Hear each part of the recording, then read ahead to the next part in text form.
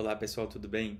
Estou aqui de volta e hoje eu vou conversar um pouco com vocês sobre a literatura espanhola medieval, quer dizer, a literatura espanhola que foi produzida na época medieval. E o que é a época medieval? É o período, né, bem vasto, que vai desde 1476, que é a caída do Império a caída do Império Romano do Ocidente, até 1453, que é a caída do Império Romano do Oriente, certo? Então, é um período extremamente vasto, é um período em que as línguas romances, né, quer dizer, o português, o espanhol, o francês, enfim, vão se diferenciando de uma origem comum, que é o latim.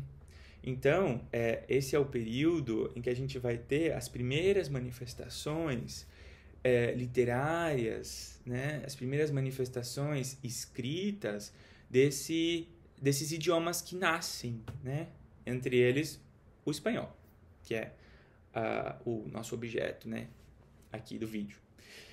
Então, é muito interessante a gente ver essa língua nascendo e essa língua também se transformando, porque até o século de ouro, né, que houve aí um momento de estabelecer convenções na língua, né, estabelecer gramáticas e blá blá blá, até esse momento a língua se transformava muito, né, porque se escrevia em latim. O registro em espanhol escrito, ele era quase insignificante comparado com o latim, né? Quando se escreviam coisas importantes, se escrevia em latim. Então, é muito interessante como cada obra dessas que a gente vai conversar, ou pelo menos simplesmente mencionar, cada obra dessas ela vai ter um registro próprio do espanhol, porque é um idioma que muda muito, é um idioma muito oral, é um idioma que está ali todo o tempo mudando, não existe escolaridade para estabelecer também um padrão, né? uma padronização, que as pessoas falem todas mais ou menos iguais, isso não existe. Então isso é interessante, né? Para a gente perceber como a língua da Celestina, a língua da La Celestina, é uma língua muito diferente da língua de los Milagros, que ao mesmo tempo também é bem diferente da língua do poema do Milcídio. Tampouco, ou seja, estamos dizendo que são línguas diferentes no sentido de que são duas línguas, não, obviamente, mas digo, você sente que existe diferença, assim, são diferenças importantes, assim. A língua do Milcídio é uma língua muito mais crua, talvez, tipo, é uma língua mais distante, pelo menos, da gente. Enquanto que a língua da Celestina é uma língua potente, já é uma língua muito mais próxima do espanhol contemporâneo, ainda que com diferenças, obviamente. Enfim. Bom, esse período, só para a gente lembrar, que com certeza vocês devem já ter essas coisas, né, na cabeça, porque a gente foi muito na escola e tal, mas esse é um período marcado por um modo de produção, que é o feudalismo, né, que também dividia a sociedade em estamentos, né? Então ali você tinha o estamento dos religiosos, né? Eram 3 estamentos: dos religiosos, dos trabalhadores camponeses e do que seria o terceiro estado, e também tinha o estado vamos dizer assim, da aristocracia, dos guerreiros, enfim, que lutavam e comandavam as coisas. Então você tinha esses 3 núcleos, né? Os belatores, que eram os que lutavam e de certa forma tinham poder político, os religiosos, que tinham poder, religioso, mas também não deixavam de ter certo poder político, e, depois o terceiro estado, que era os mais pobres, os trabalhadores do dia a dia, que não tinham influência direta na política. Para a gente ter uma noção, né, mais ou menos de qual é o contexto social e econômico que surge essa literatura. Aí, a primeira grande obra, né, da literatura medieval é o poema del Milcídio, que é toda uma questão, né, que contém toda uma questão de quem foi que escreveu o Milcídio, né, quando o Milcídio foi escrito. Não se sabe se o Milcídio foi escrito no século XII, no século XI, talvez até no século XIII, enfim. De maneira geral,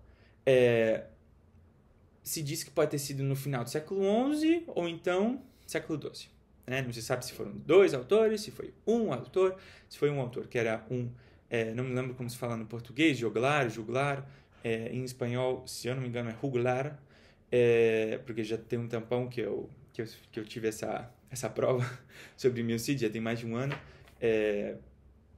Então, não se sabe se foi um juglar, se foi um religioso, que os religiosos eram os que tinham, vamos dizer assim, o império, né, ou pelo menos o privilégio de ter estudos, de se formar como intelectuais.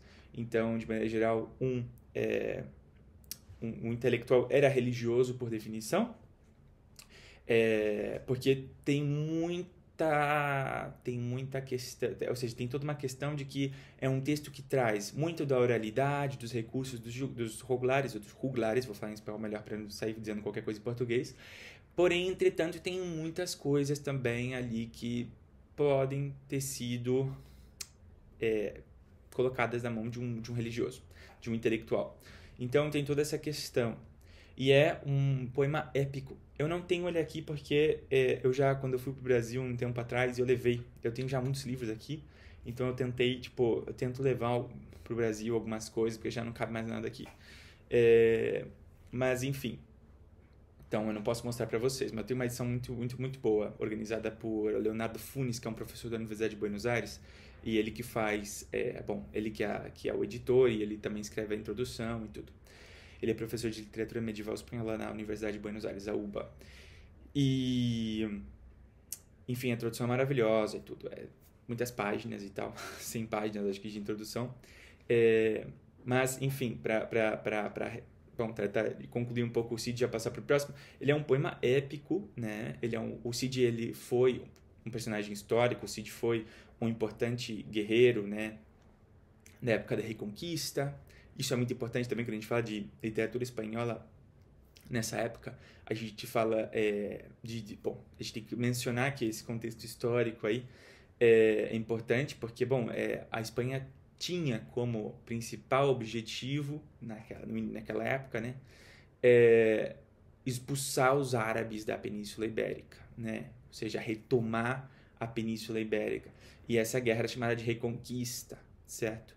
E enfim, ela marca a literatura de várias formas, O ódio aos árabes, ele aparece de várias formas, inclusive nos séculos posteriores, quando já a Reconquista estava mais ou menos estabelecida, porque, bom, eles tomam Granada, acho que no final do século XV, mas, enfim, até aí ainda existia, né, certo ódio aos árabes. E até no Dom Quixote, eu tô lendo Dom Quixote porque eu tenho uma prova para dar sobre Ciclo de Ouro, né, Siglo de Ouro, e tô aqui com o Dom Quixote. Até no Dom Quixote também existem algumas piadas, assim, colocam, tipo, os árabes como algo ruim, sempre negativo, sempre com uma conotação negativa.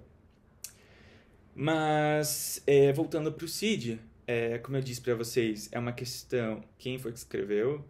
Provavelmente era um juglar, né? Que eram essas pessoas que contavam histórias e, bom, em forma de poesia, obviamente, porque a poesia ela é mais fácil de lembrar, né? Imaginem como bom, na época do Homero também, se diz que o Homero era também um bardo, né? Que saía contando essas histórias, enfim. Que você tinha mais ou menos a estrutura na cabeça, né? Um ritmo, que você tinha uma espécie de bom métrica na sua cabeça, que eles tinham, né?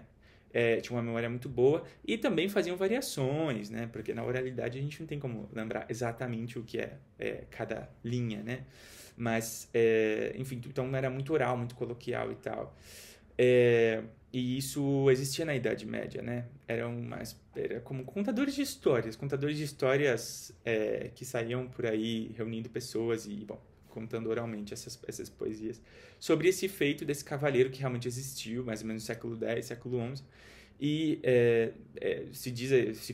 alguns pensam que, bom, enfim, que o poema do Meu Cid ele foi criado oralmente a partir dessa lenda que se foi construindo em torno desse cavaleiro, né, que foi importante na Reconquista e que sofreu um desterro, né, porque o Cid ele conta a história de um desterro. Ele sofreu um desterro pelo rei, que foi um rei que foi injusto com ele, e esse cavaleiro ele foi desterrado e ele foi tendo que recuperar a honra dele E, bom, ele lutou contra os mouros, enfim. Essa era a grande questão para um cavaleiro na época, né? Essa era a grande questão para um guerreiro na época. Ele tinha que, bom, conquistar a sua honra principalmente através da luta e, pra gente reiterar isso, e principalmente ainda, ou mais principalmente ainda, através da luta contra os mouros, porque ele não estaria só defendendo a honra dele, terrenal, senão que ele estaria defendendo também a Deus. Então, ele estava conseguindo uma coisa superior, né, transcendental. Ele estava lutando por Deus. Então, aquilo ali era o que ia, vamos dizer assim, causar a apoteose divina desse cavaleiro, desse guerreiro. Então, o Cid, ele vai fazendo isso, e daí ele vai conseguindo todo um exército que vai atrás dele, o amam, blá blá blá.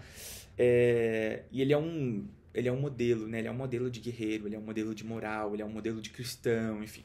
Então, o Cid, ele foi muito, muito importante para a Espanha como um todo, ali, principalmente a literatura espanhola, sempre, ou seja, desde esse momento para sempre, vamos dizer assim. Inclusive Corneille, que é um dramaturgo francês, ele vai escrever, muito tempo depois, uma peça de teatro inspirada no Meu Cid, enfim. Ele é considerado assim um marco inicial assim de grande obra da literatura espanhola medieval. E o mais interessante é que ele é uma épica como por definição, porque ele nasceu como uma lenda popular, né? Uma lenda popular que foi criada ao redor desse personagem histórico, mas que, bom, é aquela coisa, telefone sem fio, no final das contas, se inflou quem foi o Cid, blá blá blá, e depois, bom, foi construído um poema, né? Ou vários poemas sobre o Cid, enfim, a partir dessa lenda histórica. Essa lenda com base histórica, vamos dizer assim. Passando para o próximo livro, Milagros, né, que eu tenho ele aqui. Esse aqui eu tenho, um Milagros de Nuestra Senhora, do autor Gonçalo de Berceo. Também tem bastante tempo que eu li, mas é interessante, assim, ele é bem religioso. Eu tive esse livro talvez porque, além do fato de que ele tem, obviamente, um valor literário, ele é muito bem escrito e tudo, mas também eu estudo numa universidade católica, então esse livro foi um pouco também, eu acredito que foi um pouco uma escolha do professor, porque, enfim, universidade católica, o contexto também acaba meio que influenciando isso, um pouco a seleção do que a gente vê. Mas é bem construído esse livro, assim, realmente é bem interessante. Ele usa muita alegoria, ele usa muita simbologia, é extremamente rico. Isso é algo muito presente na literatura medieval, né? A alegoria, o uso dos símbolos, então é muito rico nesses recursos, né? E daí, tipo, vamos dizer assim, o eu poético, ele no primeiro, vamos dizer assim, na primeira parte, ele cria todo uma simbolização, ele faz toda uma alegoria de como ele estava num prado e daí ele viu uma árvore, enfim, tudo tem significado, tudo tem um significado que está codificado. É impressionante, assim, tipo, é impressionante. Cada metáfora, ela se relaciona com outra metáfora e daí vai criando toda um todo. Então, isso inclusive, às vezes fica difícil de ler, porque parece que você tem que realmente decodificar cada coisa. E se alguém não chega em você e te dá, no caso, um professor, ou então uma edição bem rica que traga notas, né? Traia notas e tudo, ela fica muito difícil a leitura. Então, enfim, é muito interessante, porque também você vai tendo aí depois os relatos dos milagres, né? Milagros, dos milagres, né? Da Nossa Senhora e tudo. E tá num espanhol razoável, assim, às vezes um pouco difícil. Deixa eu ver se eu leio para vocês um pedaço, assim, para vocês terem uma ideia do nível do espanhol. Tem uma edição aqui da Losada, que é argentina. Foi bem baratinha essa edição. Mas quando eu li, eu peguei uma outra edição emprestada, porque eu peguei uma amiga que tinha uma edição melhor com notas. Essa aqui não tem notas, ela é bem simples, foi bem barata.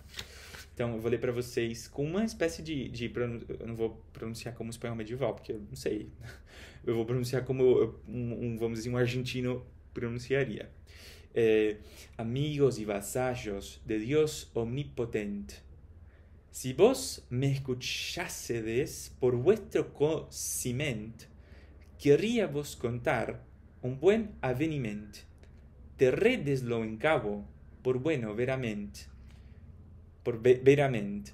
Yo, maestro Gonzalo de Berceo nomnado, yendo en romería, caecí en un prado verde y bien cencido, de flores bien poblado, lugar codiciaduero, codiciaduero, pora omne cansado, daban olor sorbejo, las flores bien olientes refrescaban en omne las carnes y las mientes, manaban cada canto, fuentes claras corrientes, en verano bien frías, en invierno bien calientes, enfim. Vai mais ou menos nesse ritmo. É fácil identificar algumas palavras, outras menos. Enfim, mas é bem interessante, é bem interessante. Uma vez eu tentei traduzir o início e uma hora eu cansei. Depois temos o Conde Lucanor, esse livro aqui, tá? Que foi escrito, a gente sabe por quem, que foi o Dom Juan Manuel. É um livro do século XIV, né? E é um livro de contos, vamos dizer assim, de pequenos contos que tem uma estrutura muito similar à estrutura das Mil e Uma Noites, ou então do Decameron, do Boccaccio. Quer dizer, você tem ali dois personagens conversando e um deles vai contando a história para o outro, né? Então, a gente tem aqui a história sendo contada pelo Patrônio, que é vamos dizer assim, o empregado do Lucanor. Lucanor é um jovem que ele faz parte de um estamento dos guerreiros, da aristocracia, e ele está se formando para virar um guerreiro, né, futuramente, para virar um cavalheiro, né, um belatore. E, enfim, ele pede conselhos para o Lucanor. O Lucanor pede conselhos para o Patrônio. Então, o Patrônio ele é extremamente sábio, né? Então, ele vai dizendo assim... aqui eu vou ler para vocês por exemplo, a gente tem aqui são exemplos, né? Bom, na verdade, a obra está estruturada em 3 partes. Mas, enfim, é interessante porque... Cadê se eu encontro aqui uma divisão de partes? Claro. Sim, as 3 partes. Mas a parte mais interessante, assim, a parte mais longa é a primeira parte, que são os exemplos, né? Depois você tem uma segunda parte que ela é mais, assim, como eu posso dizer, faz tempo que eu li, eu já nem me lembro direito que é a segunda parte. Mas a segunda parte, ela já vai cada vez mais adquirindo um tom doutrinário, não sei se é doutrinário. Por quê? Porque o Conde Lucanor, ele foi pensado para ser uma obra didática. Ele foi pensado para ensinar Lucanores reais, né? Então, a gente tem aqui o personagem Lucanor, né? Que ele é ensinado pelo Patrônio. Só que esse livro aqui, ele tem como objetivo ser o patrônio de Lucanores que estão lendo, né?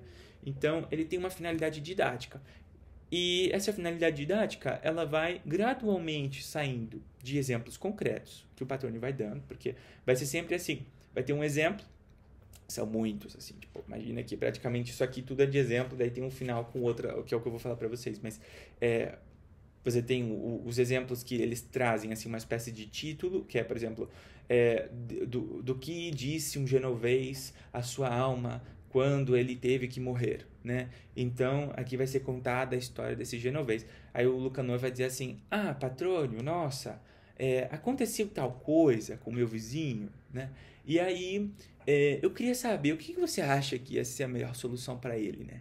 E daí, de alguma forma, essa coisa que ele vai dizer sobre o vizinho dele, ela vai fazer com que o Patrônio... Claro, eu vou contar para você o que aconteceu com outra pessoa, e o que ela fez, e para você, dando certo ou errado, para que você aprenda, ou pelo menos para que você aprenda, mas que você também, tipo, bom, enfim, você possa pensar o problema daquela outra pessoa, do seu vizinho, certo?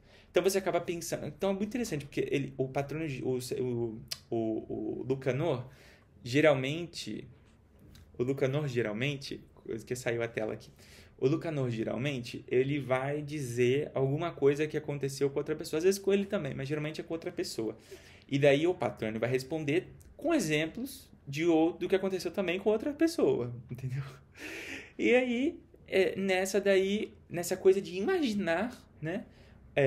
Se aprende também, né? Porque quando a nossa cabeça ela consegue imaginar situações, né? E a literatura tem como esse poder, né? Imaginar situações, a ficção, isso é ficção, a gente imaginar com elementos, né? Da realidade, coisas que a gente conhece, a gente vai desmontando tudo e vai reorganizando tudo na nossa cabeça e essas coisas fazem sentido. Então a gente muitas vezes não precisa viver uma coisa para a gente poder sentir, para a gente poder reflexionar sobre aquilo, a gente pode imaginar essa outra coisa. E a ficção, ela potencializa, né, a nossa imaginação. Se não, talvez até ela se identifica com a nossa imaginação, mas ela também potencializa, porque quando a gente escreve uma obra dessa daqui, né, como foi o caso do Dom Juan Manuel, ele está sistematizando essa imaginação, ele está potencializando essa imaginação. Mas enfim, isso é uma reflexão pessoal agora que eu estou fazendo para vocês.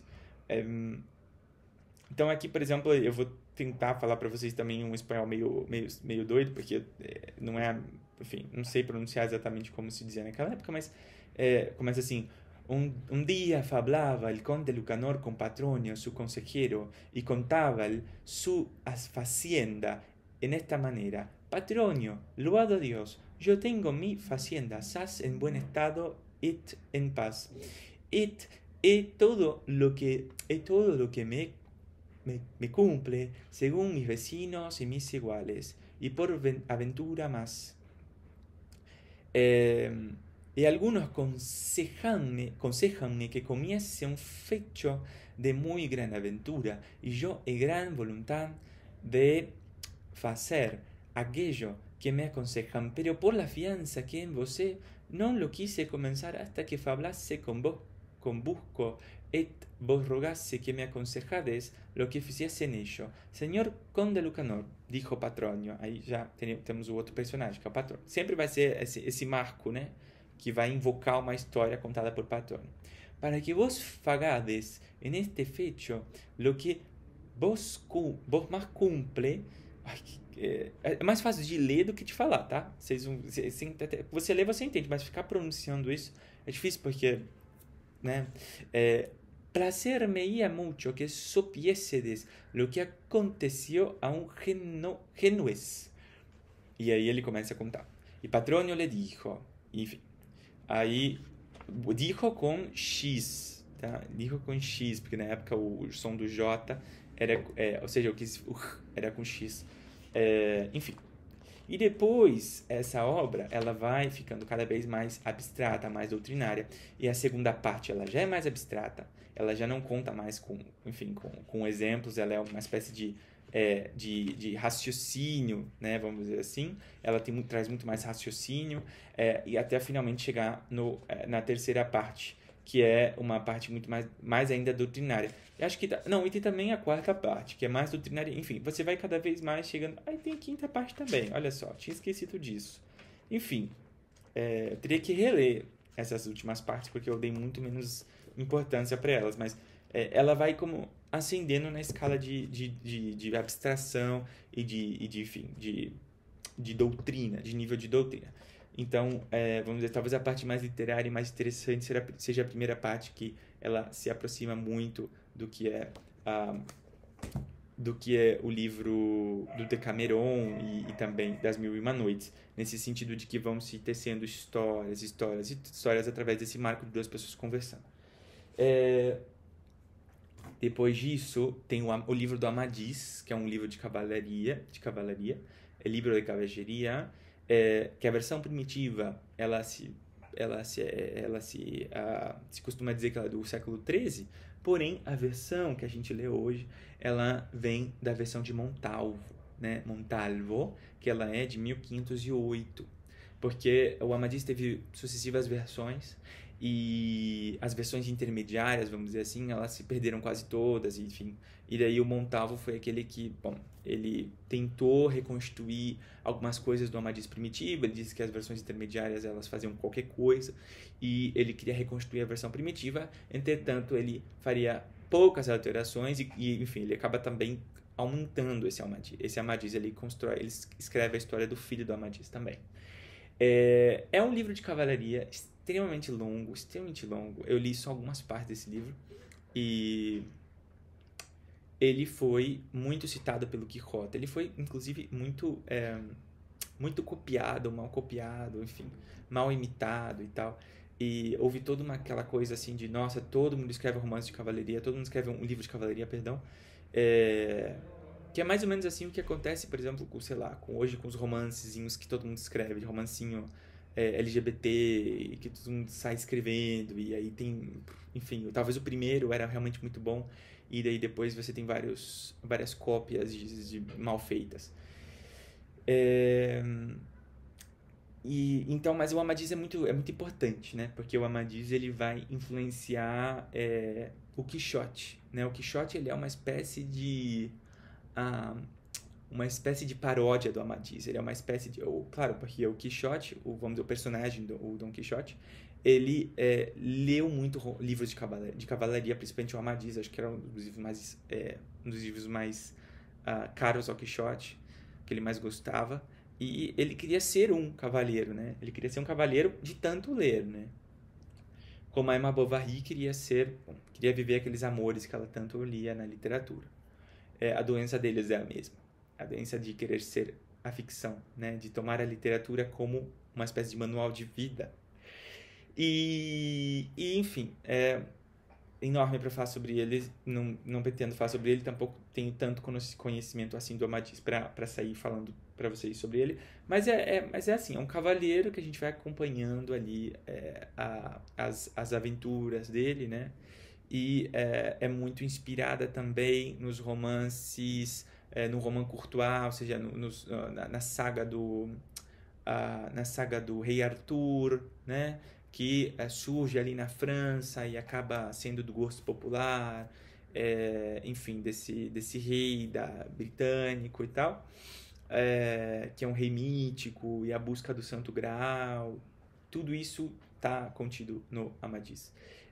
A Tábula Redonda, tudo isso está contido no Amadis de forma mais espanholizada, talvez, né? E o fim é positivo. O fim é a diferença que se marca que se costuma marcar na crítica entre o fim do Amadis e o fim das sagas artúricas, né, que tem uma raiz também céltica, que existia uma versão muito trágica da vida na saga artúrica, e na do Lancelot também, enquanto que na do Amadis não. Existe aí essa marca espanhola que é positiva, que é otimista, e se termina com esperanças, termina como positivamente. Mas enfim, passemos para o próximo. O próximo livro interessante da gente comentar são As Coplas de la Muerte de su Padre, que eu tenho aqui, do Jorge Manrique. Acho que eu vou fazer um vídeo para vocês, conversando sobre esse texto que eu gostei bastante. Aqui, na verdade, eu tenho a poesia completa do Manrique, mas na universidade a gente leu somente As Coplas. E As Coplas de la Muerte de su Padre, que é o texto mais famoso dele, que passou à posterioridade como que realmente o fez se tornar alguém importante na literatura espanhola.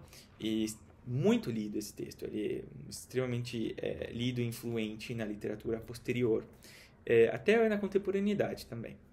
E, enfim, o Jorge Manrique, ele viveu, né, ao longo do século XV, e esse livro de poemas que reúne os poemas que ele escreveu para o pai dele, num tom fúnebre, elegíaco, no final do século XV. E, bom, eu acho que eu vou fazer eu acho que eu vou fazer um vídeo sobre ele, que eu gostei muito desse poema. Depois, A Cárcel de Amor, que é uma novela sentimental. Eu não tenho ela aqui, porque eu peguei emprestado de um amigo. Ela é ali do final do século XV também, 1492, a gente já tinha Isabel no trono, de Castilla, e já havia sido descoberta a América, né? Ainda que essa expressão seja meio feia, quer dizer, já tinha acontecido um encontro dos espanhóis com a América, talvez esse seja uma expressão melhor. E A Cárcere de Amor é uma novela sentimental, né? Talvez a melhor delas ou uma das melhores, né? Das novelas sentimentais, que, é, que trazia muita alegoria, que trazia muita influência da poesia provençal, do amor cortês, né? Essa coisa de um sofrimento amoroso tão grande que o homem se mata pela mulher, né? Ou então os dois morrem. Enfim, essa coisa vamos dizer assim, do amor impossível, né? O amor da novela sentimental é sempre impossível e ele traz muito sentimentalismo, muita dor. O personagem ele é comparado com Cristo, que é o que acontece aqui na Cárcere de Amor. A gente tem o Leriano, que a gente vê ele no início como um prisioneiro de uma cárcere, né? Uma prisão alegórica, e essa prisão ela é o amor, né? Só que ele é contado como uma prisão real, assim, né? É, Isso é muito interessante, essa alegoria é muito potente, do amor como prisão, e ele não pode fazer nada para sair dali. Aí ele pede pro autor, muito boa a Cárcere de Amor, se vocês puderem ler. Ele pede pro autor, porque o autor ele é colocado como um personagem, né? Então é muito legal isso. O autor ele é colocado como um personagem. Então ele diz: eu estava caminhando quando encontrei esse coitado que estava sendo subjugado por uma espécie enfim, de verdugo, de uma espécie vamos dizer assim, de outro cavaleiro escuro que estava meio que levando ele como um prisioneiro, assim, né, levando ele pra cárcere. Aí ele estava ali caminhando, uma espécie como Dante, né, tá ali caminhando na selva, e ele, em vez de ver o Virgílio, ele vê esse coitado que estava sendo levado aquele, não me vem nenhuma palavra para mencioná-lo, mas seria como uma espécie de alguém que trabalha ali naquela cárcere, né? Que estava ali levando ele para ser preso. E aí esse coitado Leriano, que era o que estava apaixonado, ele pede ajuda do autor. Ele diz: me ajude, eu estou aqui preso, ajude eu a conversar com a minha amada e tal. E daí ele manda cartas através do autor, ele escreve as cartas e manda as cartas para o autor. Ele pede para o autor ir lá mandar essas cartas, entregar essas cartas para amada. E daí existe aí essa correspondência que ele manda quase todas as cartas, exceto uma ou duas, que a não é Leriana, Lauriana, eu acho que ela se chama, já nem me lembro mais. Bom, a amada, ela responde. E daí aí existe um momento assim muito breve de correspondência desse amor, que alguma coisa acontece nela e ela pelo menos aceita esse amor dele.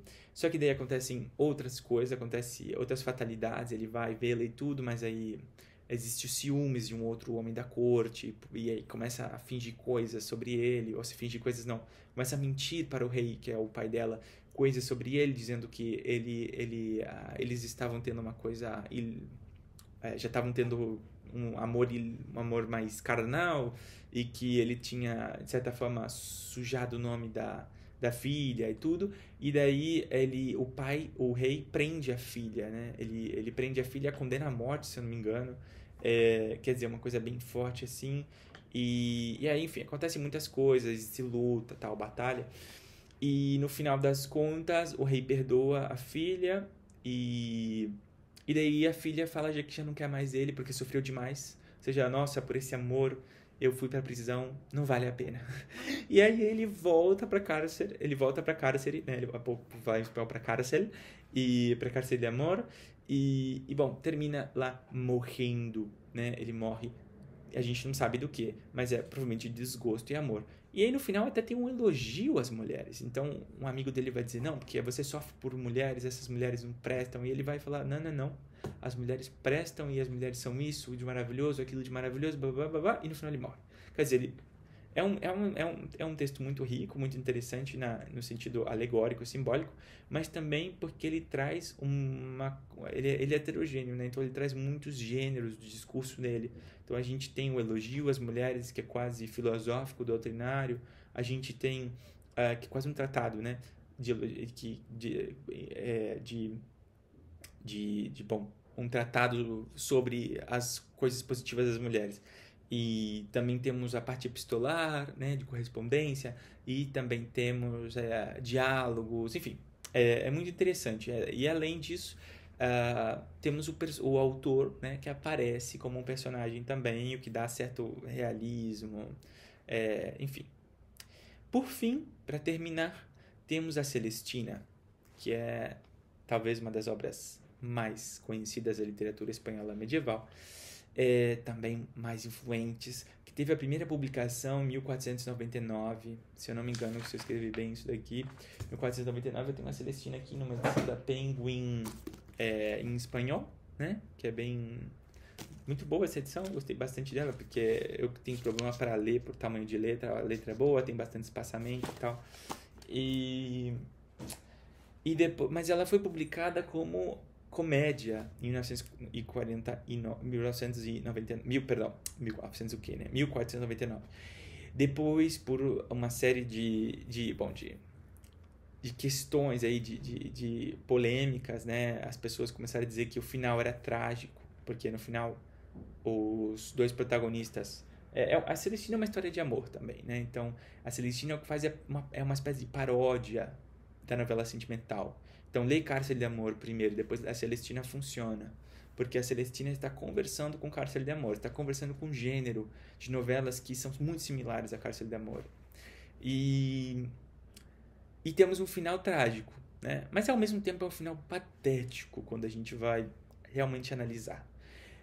Por isso que também é uma paródia que eu estou dizendo para vocês. Ela replica, faz mais interessante, ou seja, amplia, faz ser mais interessante e também modifica algumas coisas, né? Obviamente, por isso que é uma obra-prima da literatura. E enfim, por conta disso, porque muita gente reclamou, o autor, que se chama Fernando de Rojas, ele vai publicar de novo com o título de Tragicomédia. Quer dizer, é uma mistura de comédia e tragédia. Tem momentos extremamente engraçados, porém o final realmente é trágico. É trágico, patético. Então funciona, né? Como tragicomédia. E é muito boa. É uma obra de teatro que não é feita para ser encenada, quer dizer, ela é muito grande, vocês conseguem ver isso que é uma obra de teatro. Isso aqui é enorme. Tudo bem que tem uma introdução, mas a introdução é pequena, não é tão grande assim. Se vocês pegarem aqui a introdução, se você tira a introdução aqui, deixa eu ver. Bom, a Celestina começa aqui. Olha só, é enorme, gente. É enorme, enorme mesmo. E então ela não é feita para ser colocada em cena. Quase que não tem didascália, ou seja, a didascália é mínima. Realmente não é feita para colocar em cena. Ela era feita para ser recitada. E recitada talvez até em vários encontros, né? Ou lida, porque não era feita para ser encenada. É uma obra dramática, vamos dizer assim, muito particular nesse sentido. E ela está baseada nas comédias humanísticas italianas, né? Ela é muito... Ou seja, tem vários estudos que relacionam a comédia humanística italiana com a Celestina. E a questão da publicação, da autoria da Celestina também é meio estranha, porque aqui no prólogo ele vai dizer, o Rojas, que ele encontrou o primeiro ato, se não me engano, se chama ato. Não lembro se é primeiro ato ou... Eu acho que sim, ele se chama... Não, cena, primeira, perdão. A primeira é... Não, sim, tá certo, primeiro ato. O primeiro ato ele foi achado pelo Rojas. Tipo, ele vai dizer assim, olha, eu tô aqui, achei isso aqui. E daí eu achei muito bom e eu quis dar uma continuação, né? Então ele deu uma continuação nos outros. Ele criou todos os outros 20 e poucos atos. Mas muita gente acha que, na verdade, isso foi nada mais que uma espécie de tópico literário, que era aquela coisa do manuscrito encontrado, que era muito comum, né? Dizer assim, nossa, para você dar uma veracidade a essa obra que você está escrevendo, tipo, você diz assim, sei lá. Era um tópico muito, muito, muito comum. Inclusive o Cervantes ele utiliza uma hora aqui dizendo que ele não encontrava a continuação do Quixote, ele não tinha uma continuação do Quixote, e daí na segunda parte ele encontrou uma tradução em árabe, e daí ele pediu para o árabe traduzir para o espanhol, e daí ele continuou a ter como como tem a história do Quixote. O narrador, na verdade, do Quixote diz isso, né? Então, assim, era muito comum a questão do manuscrito encontrado. Mas, enfim, não se sabe. Não se sabe se a gente leva em consideração o que o Rojas disse ou não. Mas a questão é essa, né? Então, a gente tem um primeiro ato que destoa, é verdade, dos demais atos. Também ela sofreu uma expansão entre a edição de comédia para a edição de tragicomédia, ela ficou mais ampla. Tem um desenvolvimento dos personagens muito interessante, a psicologia dos personagens da Celestina é impressionante. A própria Celestina, ela é ela é uma alcoviteira, ela é uma, vamos dizer, eu não sei como se chama isso em espanhol, em português. Ou seja, a Celestina é uma espécie de bruxa, porque ela é uma bruxa, ela produz aqui um encantamento, ela vai produzir o amor, né, da dama por quem ama, né, pelo amante, que vai recorrer a ela como uma última opção, porque ele quer muito que a amada dele o ame. Então a gente tem aqui também o amor cortês que está deturpado, né? Porque o amor cortês era aquela coisa também de você sofrer sozinho, você sofrer em silêncio. Você podia até ter alguém que contasse como intermediário, como foi o que aconteceu com o autor, né? No Cárcel de Amor, que serviu como intermediário para que Leriano conseguisse alguma coisa com a sua amada. Entretanto, tem que ser extremamente sutil. Não pode ser o que acontece aqui na Celestina, que é uma coisa meio patética, porque o Calixto tá louco de amores pela amada dele, que eu já esqueci o nome, pela Malibea, lembrei agora, e daí ele vai fazer de tudo, ele vai aliciar todos os trabalhadores dele, todos os serviçais dele, para que ele consiga esse amor, né? E não importa o que aconteça, então ele vai chamar essa feiticeira, que também ela era ex-prostituta, e ela aliciava prostitutas, ela tinha uma espécie de casa de prostituição, já estava velha, então ela já não se prostituía, mas tinha uma casa de prostituição, e ele vai pedir para que essa mulher ela consiga esse amor para ele, né? E ela vai conseguir, mas para isso ela tem que invocar o diabo. Então esse diabo ele passa para um objeto, né? E daí esse objeto vai para Malibea, e depois esse objeto da Malibea vai ou seja, o diabo vai passando, melhor dito, por objetos. Então esse objeto vai para Malibea, Malibea vai pegar outro objeto para dar para o Calixto, e daí o diabo vai passando por esses objetos, ele vai passando pelas pessoas. E cada vez que ele passa para as pessoas, acontece como uma transformação nessa pessoa. Né? Essa pessoa ela se transforma em muito mais desesperada, ela se transforma em outra. E a gente pode pensar também que é uma característica da paixão. Né? Ela te tira da racionalidade, te tira da realidade, te transforma numa pessoa extremamente com a cabeça no ar, né? E doida, né? Porque a paixão enlouquece, felizmente ou infelizmente. E então o Calixto ele tá doido, e ele fica mais doido ainda quando esse objeto que a Malibea dá para ele, que vamos dizer assim foi tocado pelo diabo também, vai para ele. Então, se ele já estava louco de amor por ela, ele fica mais louco ainda. E daí, enfim, essa história não tinha como terminar bem. E ambos acabam morrendo. Porque o Calixto, ele morre. Vou contar para vocês, isso não é nenhuma novidade, né? Essa obra tem aqui 600 anos, então, assim, vamos combinar que novidade alguma é. E o Calixto, ele morre, só que ele morre de maneira extremamente patética, ele escorrega, assim, não é que ele tem uma morte, assim, dolorosa de amor, não. Eles estavam bem, eles estavam se amando ambos, né? O Calixto e Malibea. Só que daí o Calixto, ele foi tentar ser um guerreiro num momento equivocado, uma coisa que nem estava acontecendo. Ele achou que estavam tentando bater nos serviçais dele, só que na verdade não. E daí ele, para correr, para tentar dar uma de guerreiro, ele escorrega da escada e morre. Malibea, louca de amor, né, sabendo que o grande amor dela morreu, ela vai lá e se joga de uma torre e se mata.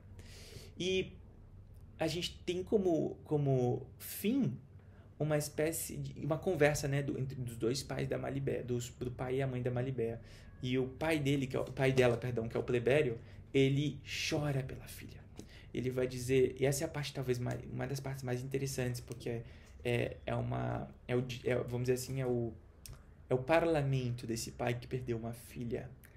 E esse pai que fez de tudo para construir uma família, para construir algo, para que essa filha pudesse ser feliz, que ela pudesse ter tudo de bom e do melhor, né? Ele vai dizer que trabalhou para que a filha pudesse dar uma continuidade para a linhagem, para dar uma continuidade para a família, e que pudesse ter uma vida correta como a dele.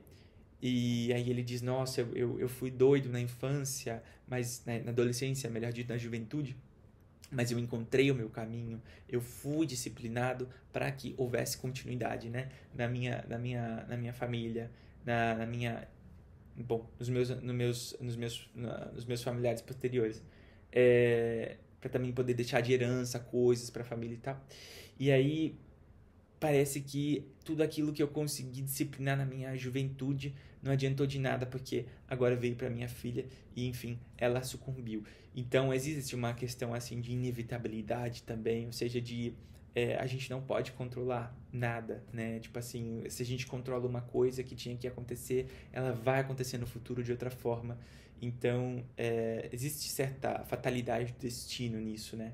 Mas eu acho que esse parlamento final, esse discurso final do plebério é muito tocante, é muito forte, porque esse discurso do pai que perdeu a filha, mas que em nenhum momento ele vai dizer assim, sua louca, você se matou por amor, você foi uma idiota. Não, ele vai compreender essa filha, ele vai chorar, ele vai demonstrar que ele está em profunda tristeza, em profundo luto, na miséria total, porém ele não culpa a filha. Ele não culpa a filha, ele tenta entender essa filha, voltando para o passado dele, né?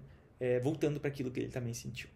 Então é uma obra muito interessante, ricamente complexa em personagem, ricamente complexa em contextualização, no realismo que tem para mostrar aquela sociedade, né? Que é uma sociedade que está passando da Idade Média já, entrando numa outra idade, uma idade que já não é mais o feudalismo, o sistema político, já não é mais os senhores feudais, os cavaleiros, aquela aristocracia guerreira que vale, senão os burgueses, né? Senão o poder econômico. Agora é o dinheiro que importa. Todas as relações sociais estão atravessadas pelo dinheiro. As pessoas só fazem coisas com dinheiro. A Celestina está louca por dinheiro e ela morre por dinheiro porque ela se alicia com os empregados do Calisto e eles a matam porque eles querem dinheiro e ela não quer dar o dinheiro que ela recebe do Calisto.